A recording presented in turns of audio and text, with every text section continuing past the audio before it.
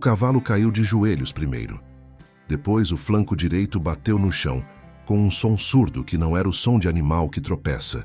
Era o som de animal que desiste, que é diferente, e quem conhece sabe a diferença antes de conseguir explicar por quê. A poeira levantou em volta do corpo grande e ficou suspensa no ar quente da tarde, como se o mundo tivesse pausado para decidir o que fazer a seguir. Ninguém correu. Ninguém gritou. Só havia aquele silêncio de coisa grave acontecendo, longe de quem podia resolver. E uma mulher que apareceu da direção do pasto como se tivesse sido convocada pelo som antes que o som chegasse aos outros. Teodora Nascimento tinha 46 anos e o tipo de andar que as pessoas desenvolvem quando passaram a vida inteira em terreno irregular. Uma leveza nos pés que parece contraditória dado o peso que o corpo carrega, uma forma de distribuir o passo que lê o chão antes de pisá-lo. Não era elegância, era pragmatismo acumulado em décadas. Era o corpo que aprendeu que torcer o tornozelo num dia de trabalho pesado é luxo que não cabe na conta. Então, o pé aprende a ser cuidadoso antes que a cabeça precise pedir.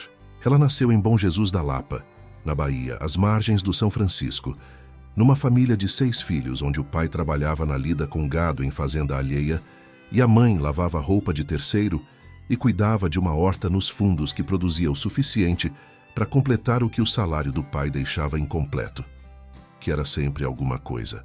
O avô materno se chamava Benedito Onça, apelido que vinha de uma história de quando jovem, que ninguém contava com todos os detalhes, mas que havia deixado uma reputação de homem que não recuava quando o bicho estava em apuro. Benedito havia passado 40 anos lidando com cavalo de vaquejada no sertão baiano. E o que ele sabia sobre animal em colapso, sobre o momento em que o bicho estava entre ficar e ir, era o tipo de saber que não tem categoria acadêmica, mas que na prática vale mais que qualquer manual clínico quando o veterinário está a 2 horas de distância e o animal não tem 2 horas. Benedito havia ensinado Teodora, não em aula, não com caderno. Havia ensinado do jeito que ele sabia ensinar, que era colocando a mão da menina no lugar certo e ficando quieto até que ela sentisse o que havia para sentir.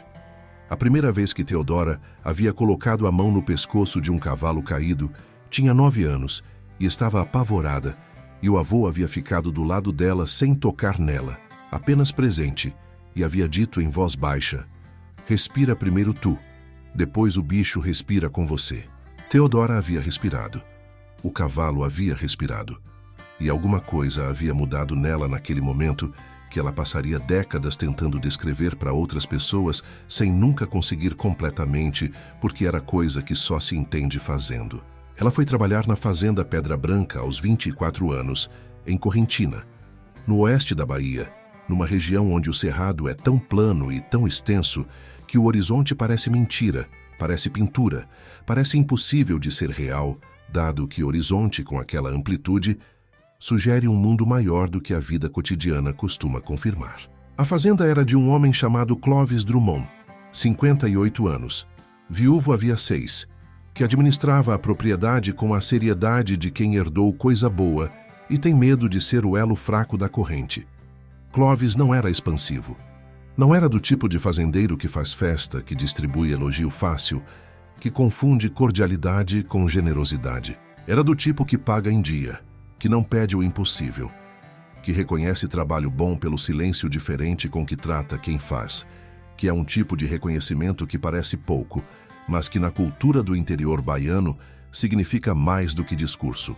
A fazenda tinha 420 cabeças de gado Nelore, uma criação de muares que havia sido a principal atividade gerações antes e que agora era mais tradição do que negócio, e uma cavalhada de 16 animais que incluía 3/4 de milha registrados que Clovis havia comprado nos últimos 5 anos, com o entusiasmo crescente de quem descobriu uma paixão tardia.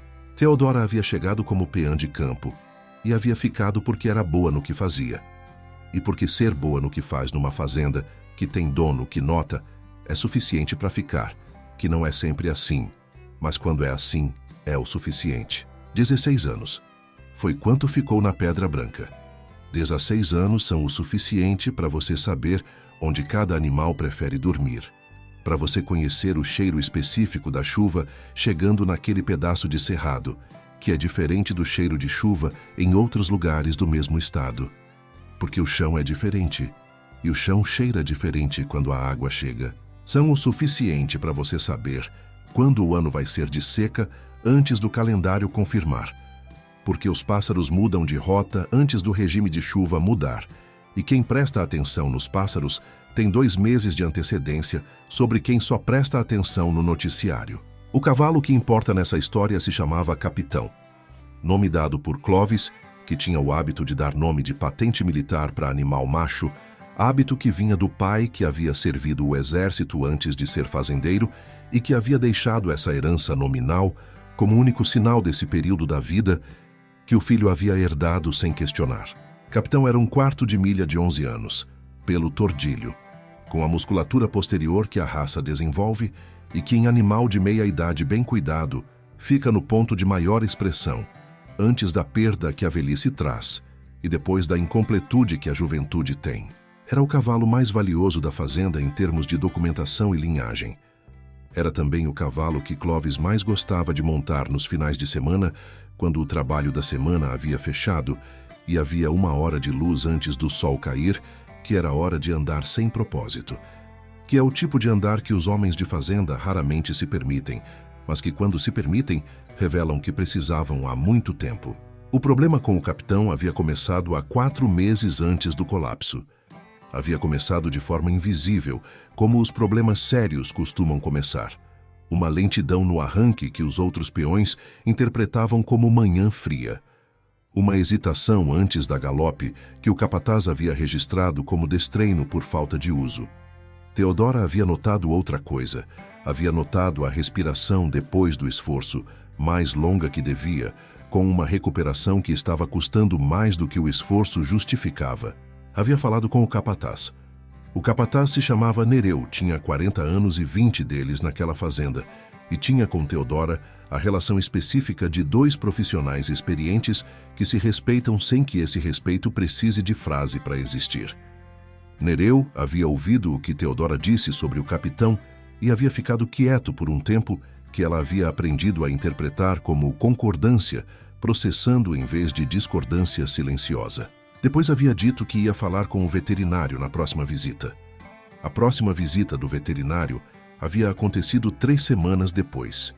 O veterinário era um homem chamado Dr. Rafael Meireles, 36 anos, formado em Brasília, especialização em equinos feita em Belo Horizonte, que atendia as fazendas da região havia 4 anos. Era competente. Era também o tipo de profissional que havia chegado na área com certeza suficiente sobre o que o diploma garantia, que levou algum tempo para desenvolver a abertura necessária para ouvir o que o diploma não havia ensinado. Rafael havia examinado o capitão.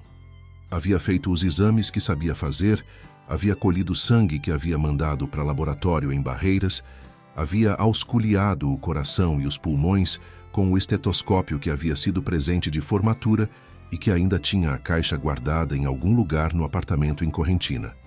Havia dito que os resultados preliminares não apontavam nada crítico, que podia ser adaptação ao calor da estação, que ia aguardar os resultados do laboratório. Teodora havia ficado do lado durante o exame sem falar. Quando Rafael havia terminado e estava anotando no prontuário, ela havia dito uma coisa. Havia dito que o coração do capitão estava falhando no 3º tempo. Havia dito de forma direta, sem desafio, como dado. Rafael havia olhado para ela. Havia ficado 1 segundo, que era o segundo em que uma pessoa decide se vai reagir com ego ou com curiosidade.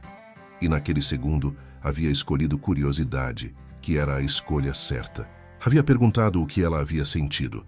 Ela havia descrito, não com terminologia clínica, com a descrição de quem traduzia o que a mão havia sentido para o que a língua conseguia dizer. Um ritmo que perdia o compasso no 3º batimento, como se o coração esquecesse por uma fração de segundo o que estava fazendo, e se lembrasse em seguida, mas com um custo que ficava acumulando. Rafael havia ficado quieto, havia voltado com o estetoscópio, havia ouvido por mais tempo do que havia ouvido antes. Depois havia ficado olhando para o capitão por um tempo sem falar. Então havia dito que ela tinha razão, que havia uma arritmia que havia passado na primeira ausculta e que era exatamente o que ela havia descrito. Havia dito isso com o tom de quem reconhece algo importante e que não sabe ao certo onde colocar esse reconhecimento, porque o lugar natural seria agradecer, mas agradecer parecia insuficiente, e qualquer coisa além de agradecer parecia excessivo. Então, havia dito apenas que ela tinha razão e havia ficado com isso. Esse havia sido o primeiro momento real entre os dois.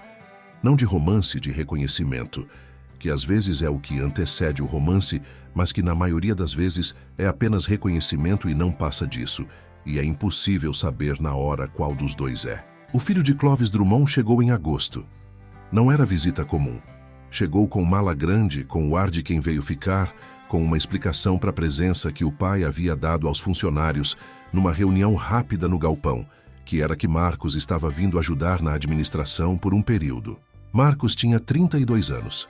Havia morado em São Paulo por 8 anos, onde havia trabalhado numa empresa de logística e havia voltado não por escolha clara, mas por uma série de circunstâncias que se combinaram de forma que voltar havia ficado menos difícil do que continuar, que é um tipo de decisão que parece racional, mas que carrega sempre algo não resolvido embaixo. Marcos não conhecia a fazenda.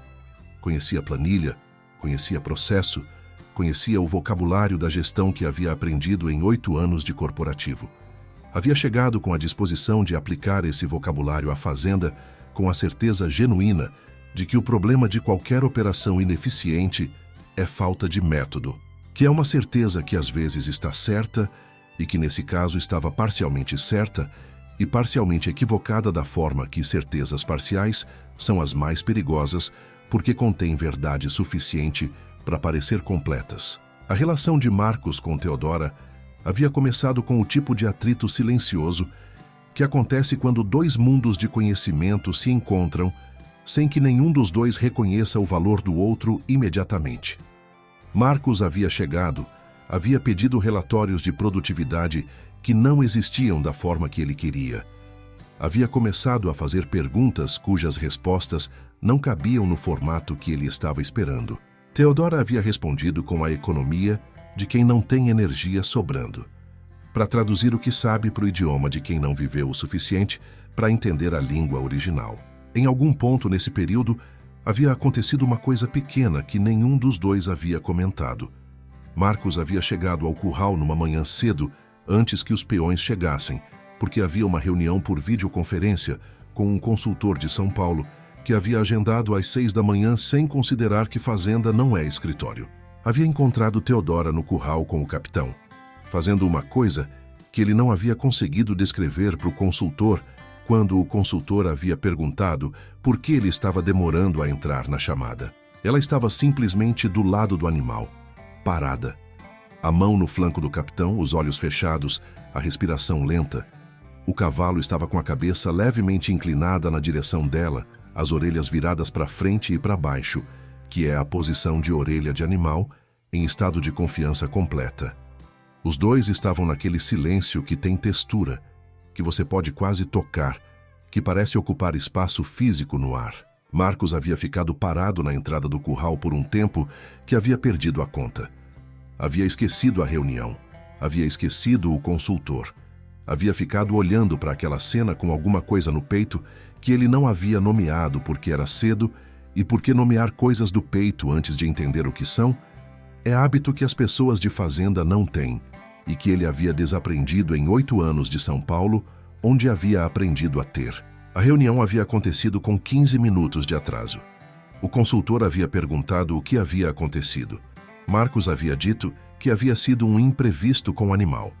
Não havia sido mentira.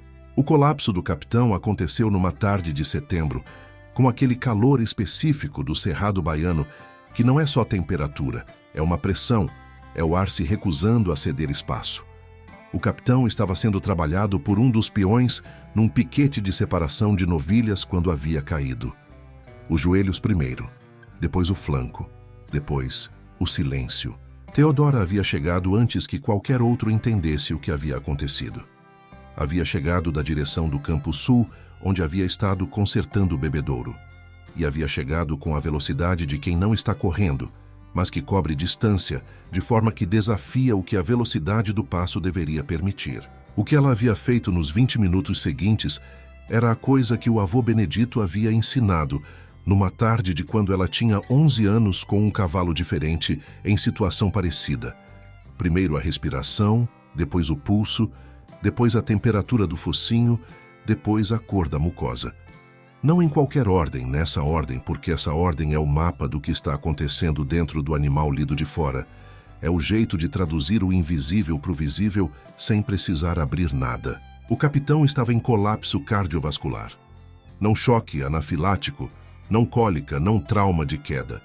O coração havia entrado em arritmia severa, que era a progressão do que Theodora havia identificado 4 meses antes, e que havia sido confirmado por Rafael, e que havia sido tratado com medicação, que havia estabilizado, mas que não havia resolvido, porque não havia tido tempo de resolver. Ela havia colocado a cabeça no flanco do capitão. Havia ouvido. Havia ficado quieta por um tempo que pareceu longo demais para quem estava assistindo e que ela não havia sentido como tempo, porque quando você está com a atenção completamente concentrada num ponto, o tempo funciona diferente. Se expande ou se contrai dependendo do que a atenção precisa. Havia levantado a cabeça. Havia pedido água. Havia pedido o kit de emergência que ficava no escritório do capataz. Havia pedido que ligassem para o Rafael. Havia dito as 3 coisas de uma vez, sem elevar a voz, com a autoridade de quem sabe o que está pedindo e sabe que o que está pedindo é certo. Marcos havia estado presente. Havia chegado ao piquete quando o burburinho dos peões havia chegado à sede.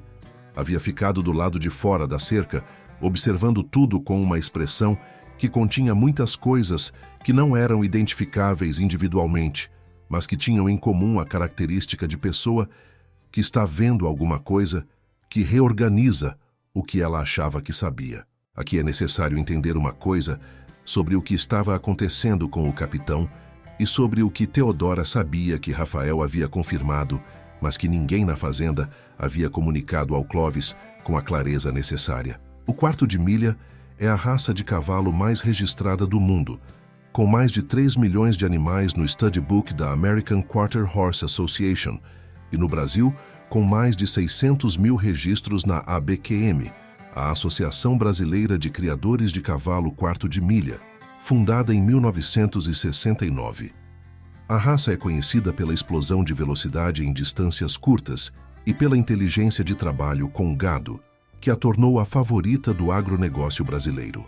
Mas tem uma predisposição genética a certas condições cardíacas, particularmente a hipercalemia periódica paralisante, conhecida como HIPP, e a arritmias que podem ser hereditárias e que se manifestam geralmente entre os 8 e os 12 anos em animais que carregam o gene sem que o diagnóstico tenha sido feito antes, porque os sintomas iniciais são subtis e fáceis de confundir com outras condições. O capitão tinha 11 anos.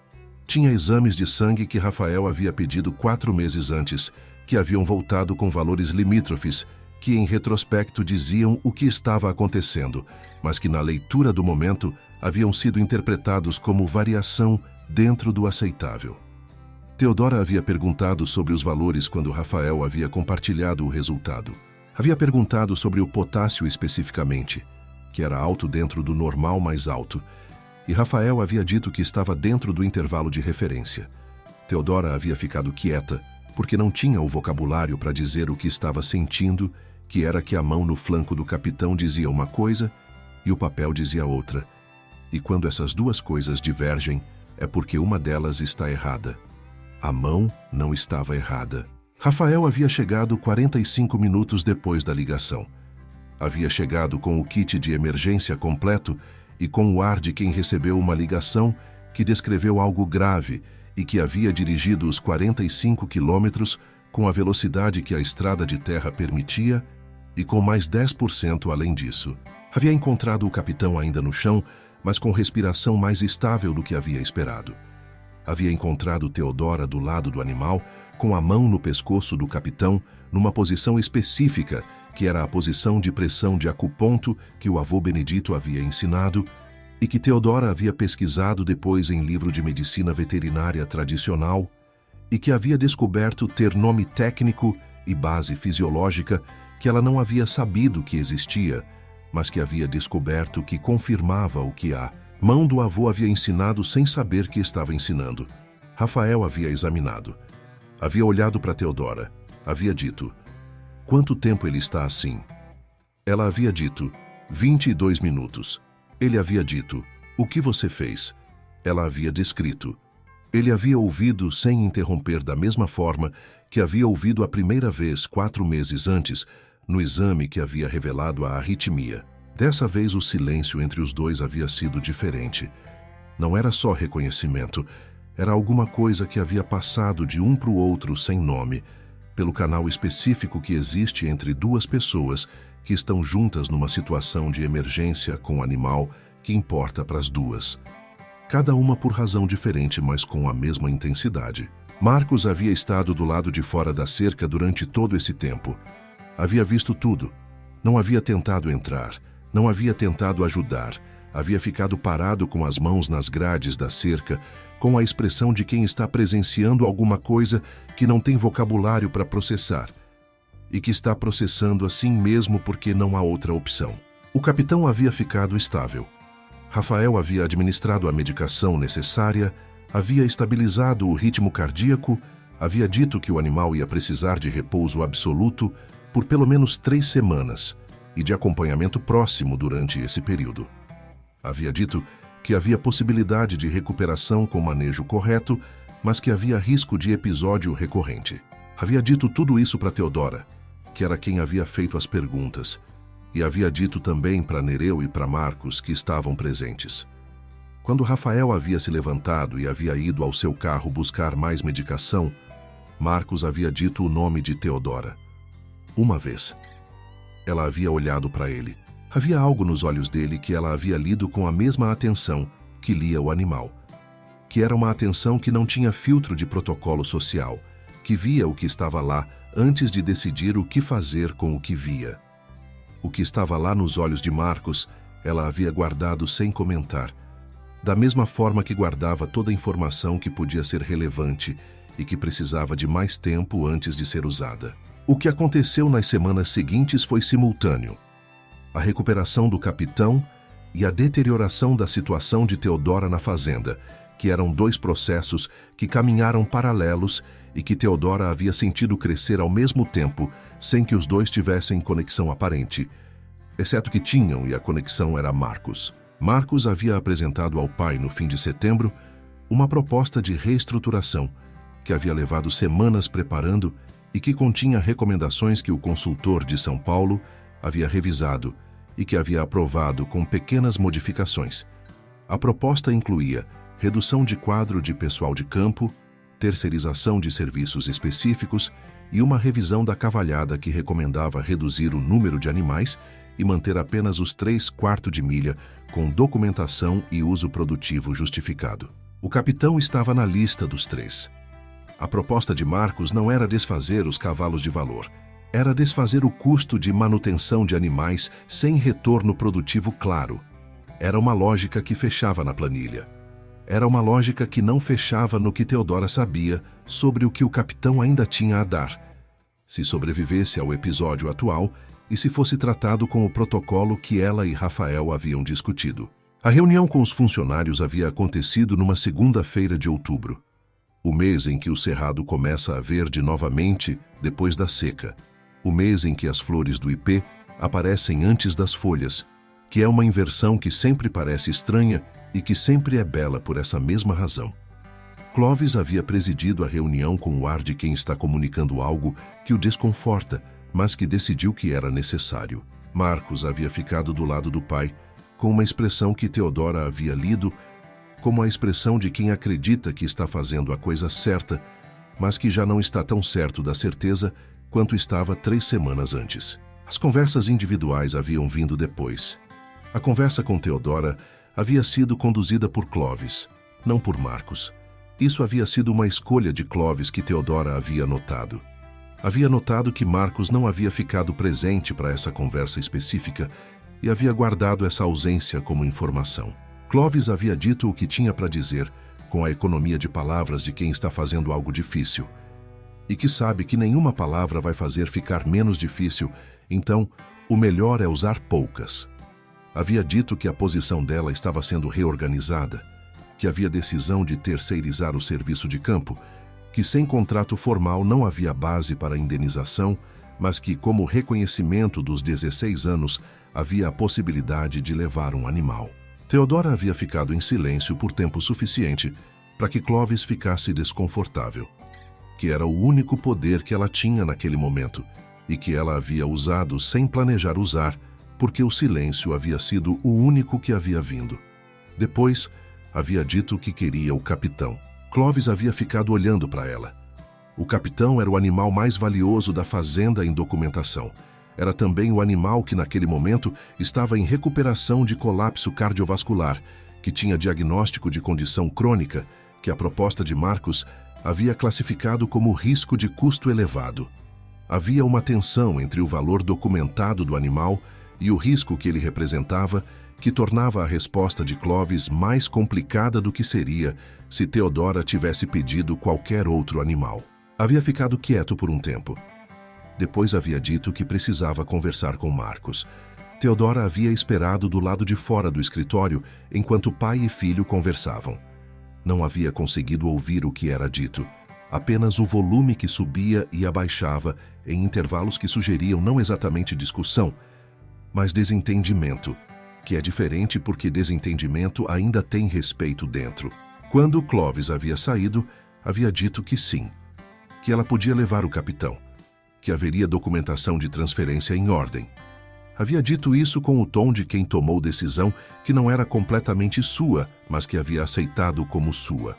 Marcos não havia saído do escritório. Theodora havia sido a transferência. Havia verificado que a documentação do capitão estava incluída porque era o que tornava o animal o que era. E sem a documentação, ela tinha apenas um cavalo doente, que era outra coisa completamente.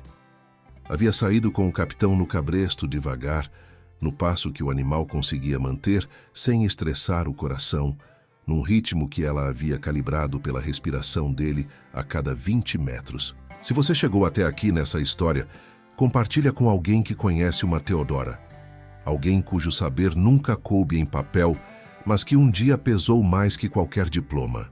Tinha uma vizinha em Correntina chamada Amélia, que havia cedido um pasto e um galpão antigo que não usava mais, com a informalidade de quem faz favor sem chamar de favor, porque chamar de favor é criar dívida, e dívida entre vizinha boa não é necessária.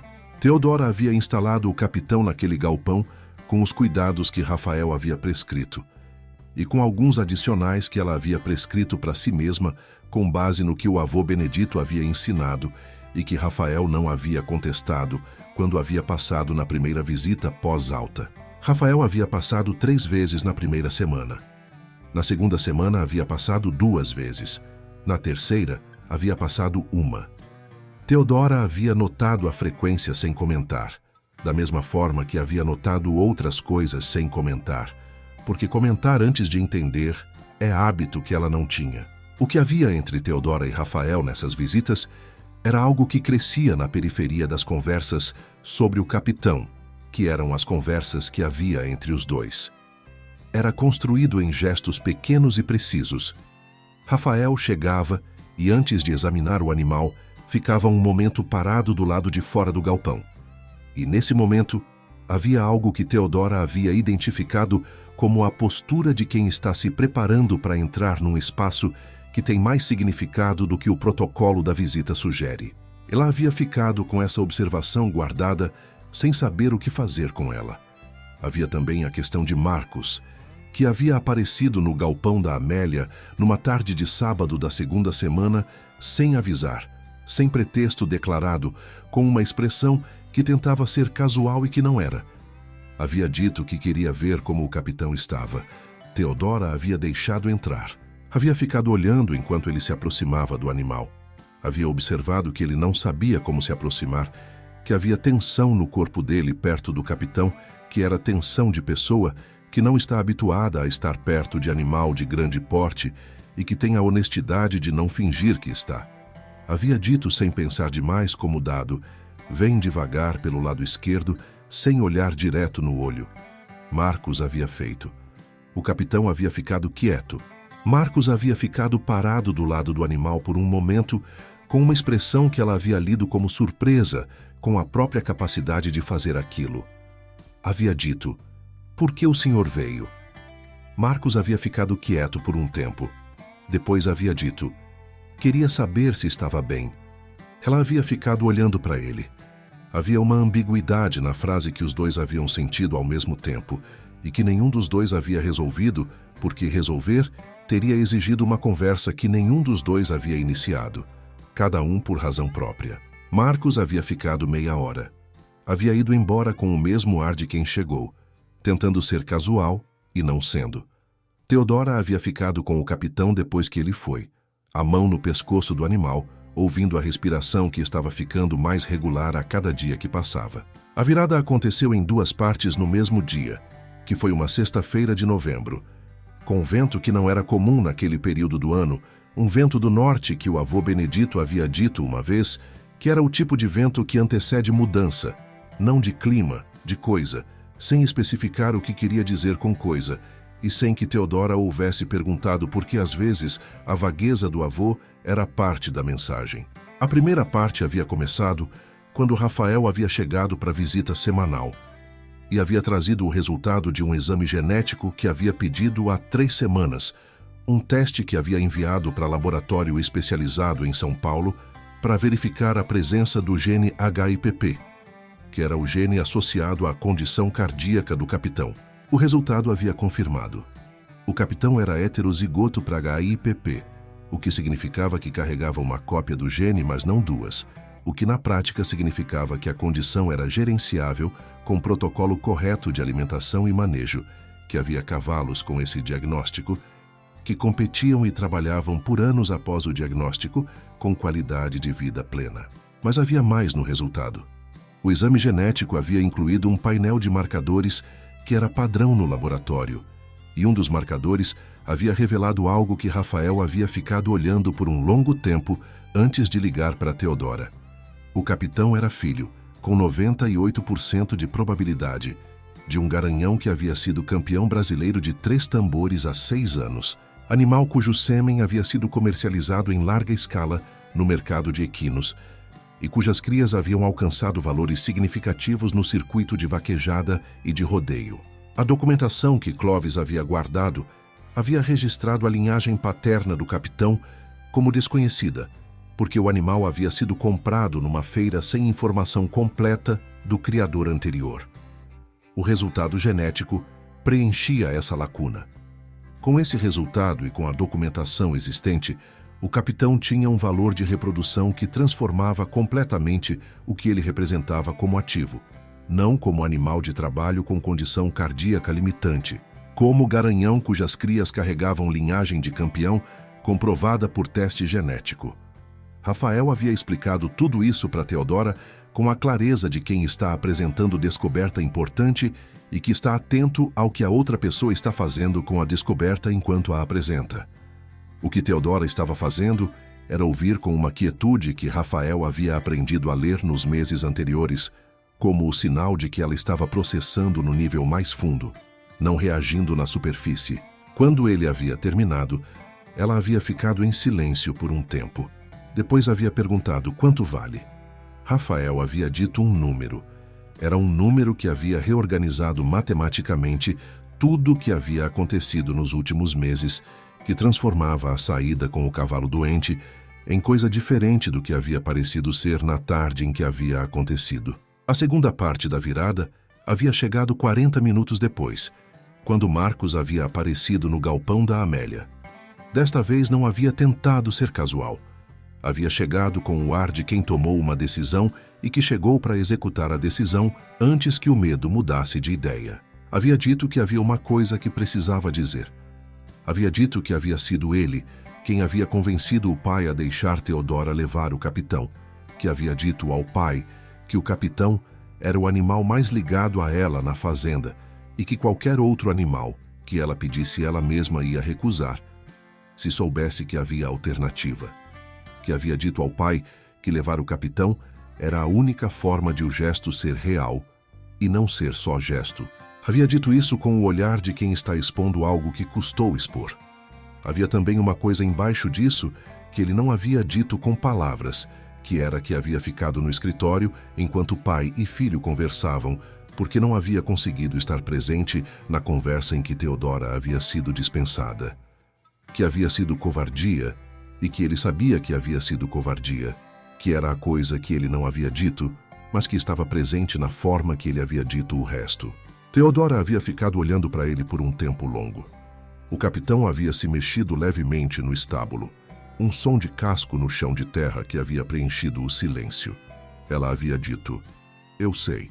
2 palavras. Havia deixado as 2 palavras no ar sem explicar o que sabia, que era tudo que ela havia dito, que era o suficiente para que ele entendesse que ela havia lido a covardia e havia lido também o que havia antes e depois da covardia, e que estava com as 2 informações e que não havia decidido ainda o que fazer com elas. Marcos havia ficado parado por um momento. Depois havia dito que queria fazer uma proposta de negócio. Havia dito que havia estudado o mercado de reprodução equina, que havia conversado com Rafael sobre a condição do capitão e sobre o protocolo que a tornava gerenciável, que havia números que faziam sentido numa operação de monta com o animal devidamente manejado.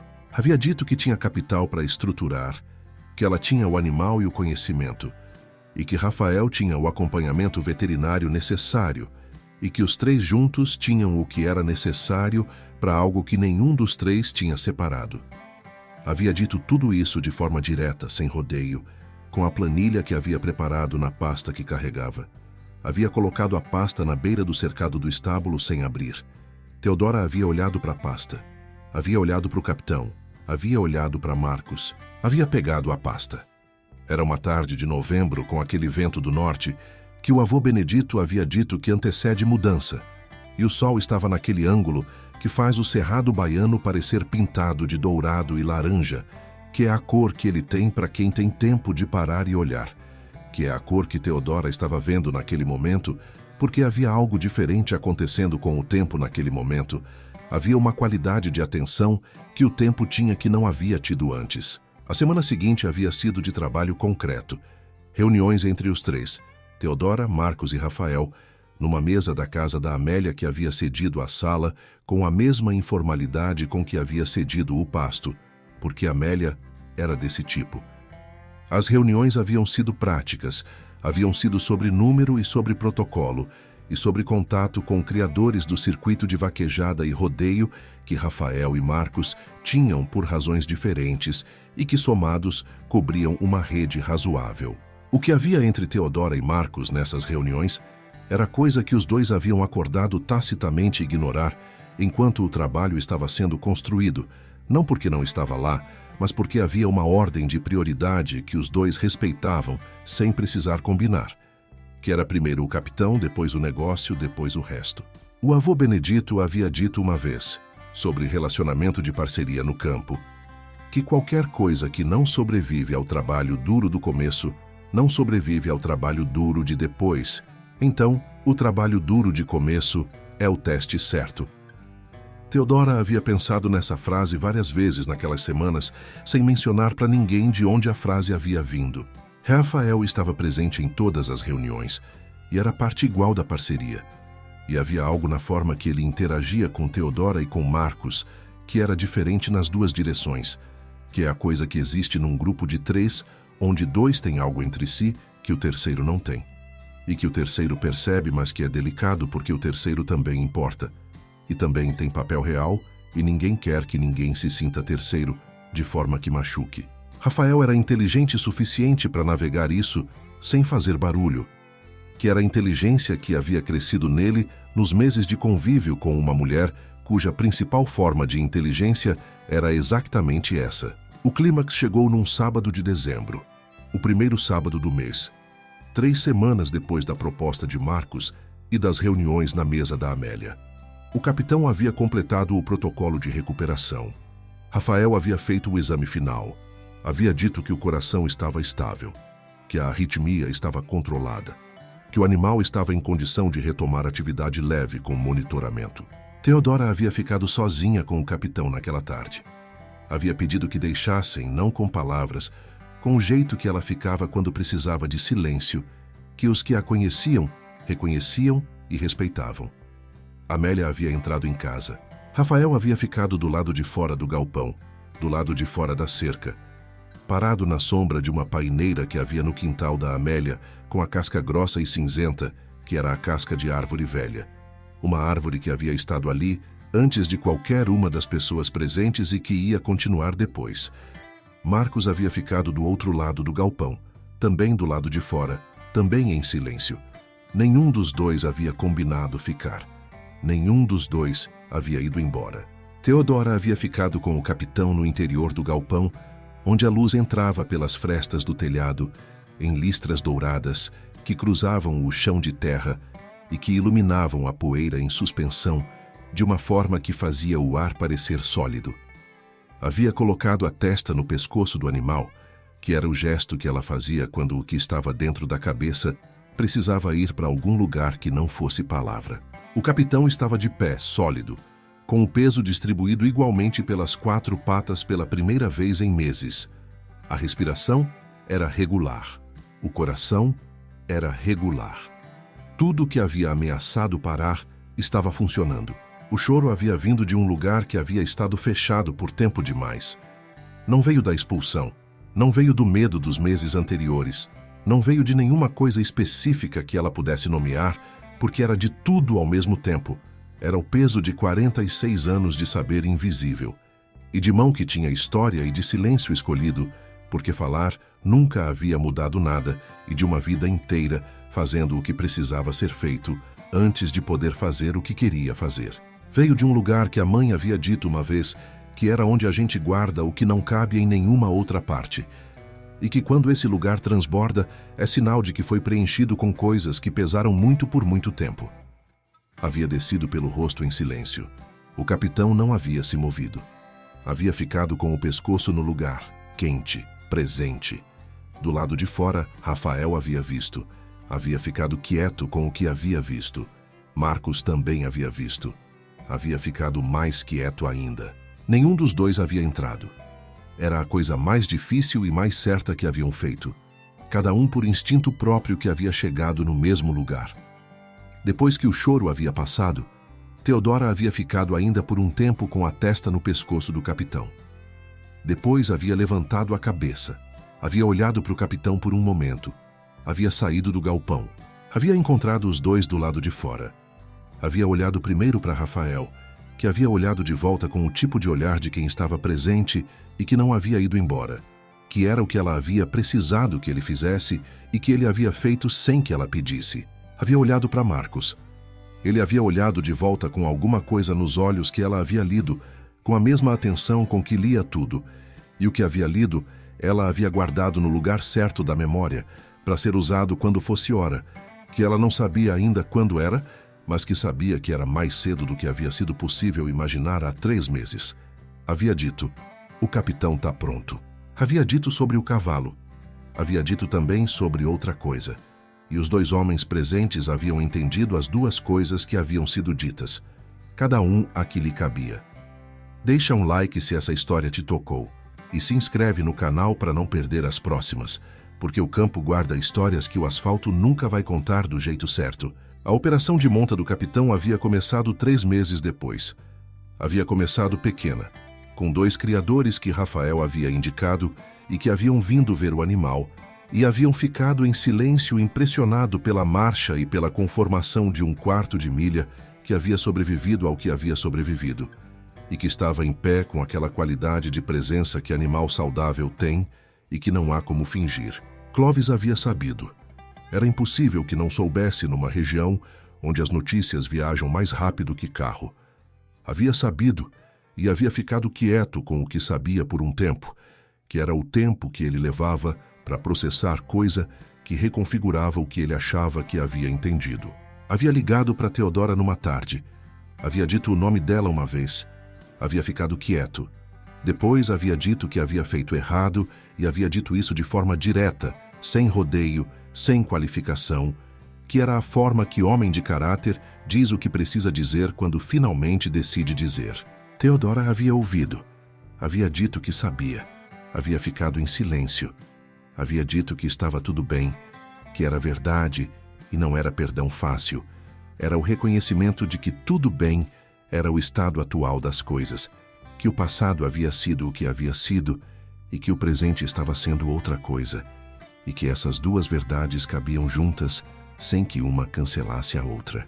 A imagem que ficou, a que Theodora haveria de carregar da forma que se carregam as imagens que organizam o que a vida foi, era de uma tarde de fevereiro com o calor voltando de vez ao cerrado baiano. Era o galpão da Amélia que havia virado o galpão deles, reformado, com telhado novo que não deixava mais a chuva entrar. Era o capitão no pasto com a meia branca na pata traseira e o pelo tordilho pegando o sol da tarde, com aquela cor de metal que o cerrado dá aos animais que vivem nele tempo suficiente.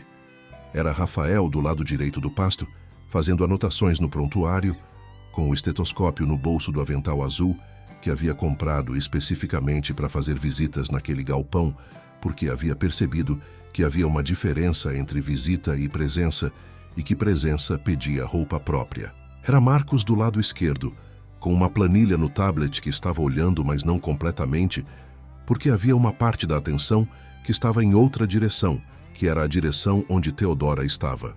Era Theodora no meio, com a mão no portão do pasto aberto, olhando para o capitão que havia levantado a cabeça quando havia ouvido seus passos, que era o que o capitão sempre fazia, que era o que havia feito desde que era o cavalo de um fazendeiro em fazenda alheia e que continuava fazendo agora que era o cavalo dela, em terra que estava começando a ser sua. O portão estava aberto. Era assim que ela gostava.